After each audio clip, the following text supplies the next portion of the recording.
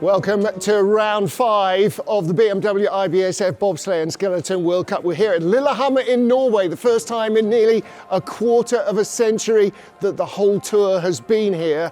And for almost everybody, this is going to be a voyage of discovery, and me as well. I've never commentated on a race. The Olympics were here in '94, that was long before I started on this, so I've never even seen this track. This is my first time ever in Norway. I'm really excited to see what it brings. I mean, to start with, we've got a big start facility. Actually looks really great. I mean, it really blends in the wooden scenery that you're used to seeing everywhere around here.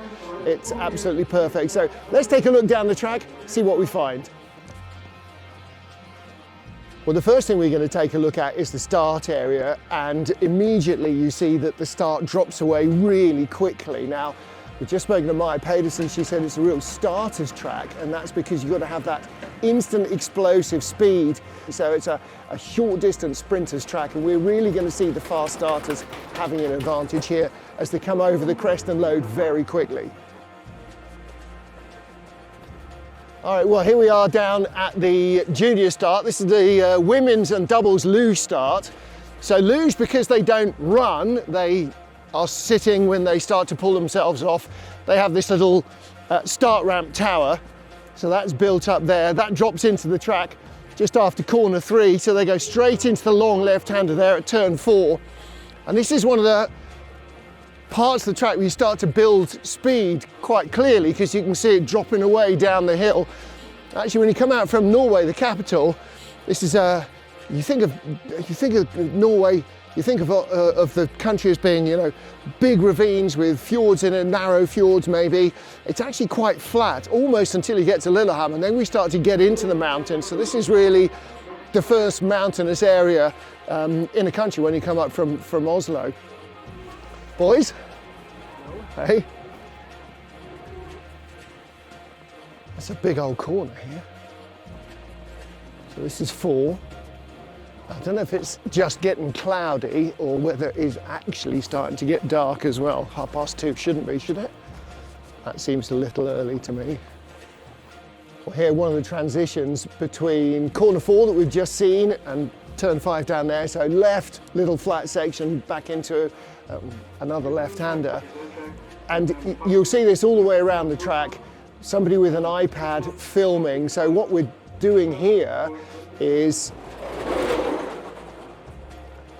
filming the athlete, so when they have completed their run, maybe a corner they're having problems with or everybody's having problems with, they can compare and contrast, and quite often you'll get a coach or a team member shooting not just their own teammates, but people who are expected to know the track well or go well as well. So you can compare your line using a slow motion app with the line of some of the other athletes and try and figure out where you're losing time or gaining time, or where they're gaining time on you.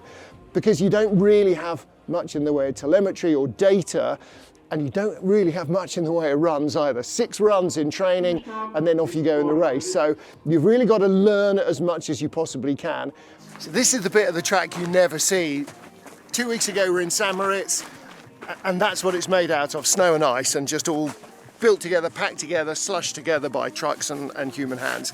But this is what every other track on the planet is like. It's basically a U-shaped concrete channel, and in the corners obviously the walls come up a little higher, so this is a right-hander, goes away behind us there, and that allows the sled to rise up. It's like when you have a bucket of water. The water is the athlete, and as you swing it round, the G-forces push them onto the ice, and so that pushes them gradually up, and it's got a little lip at the top so that they don't go straight out, and a roof above that to keep the snow out, but also to help keep the athlete in if it all, and the sled in particularly, if it all starts to go a little bit wrong. So this was built early 90s. The games are here in 94.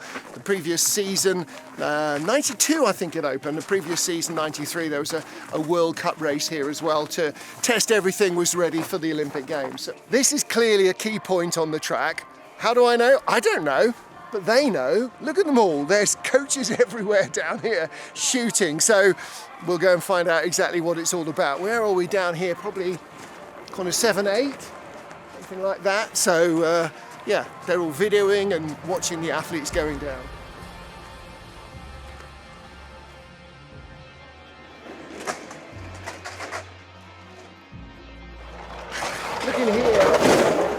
at this pair of long left-hand corners. You can see the sled is trying to go up and down as gravity pushes you up and down the wall, and the athlete's trying to keep a more constant curve, but that means fighting gravity. You're trying to avoid the sled doing this down the hill, trying to avoid covering too much distance, but you're also trying to avoid cutting into the ice with the runners to try and fight gravity. So it's a balance, and sometimes more steering works and sometimes less steering works.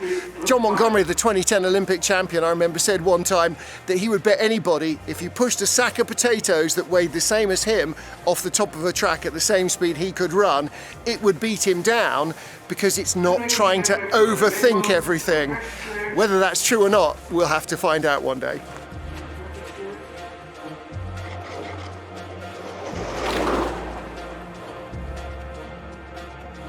One of the things we talked about, of course, was that the track was originally built for the Winter Olympic Games in 1994, but the signage here reminds us that actually this is a double Olympic venue, because the Youth Olympic Games, the second Youth Olympic Games, were held here in 2016. Of course, they're currently going on in South Korea right now, the fourth Youth Olympic Games 2024. So, yeah, double Olympic venue. So we've got sliders in the field who might well have been in that field as well. So they've got a little bit of experience here from the YOG 2016.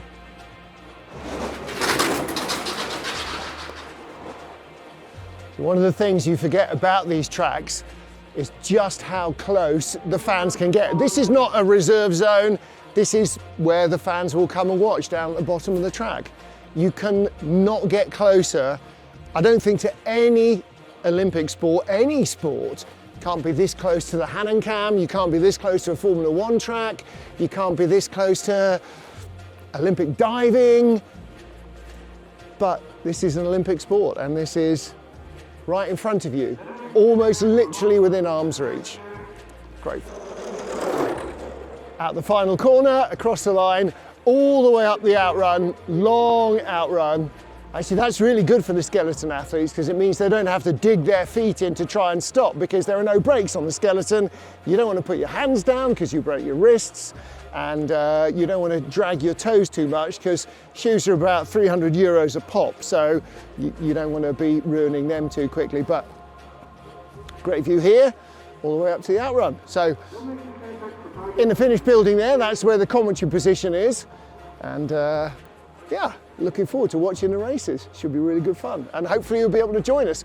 Friday skeleton day, Saturday monobob and two-man, Sunday women's bob and four-man. Hurrah!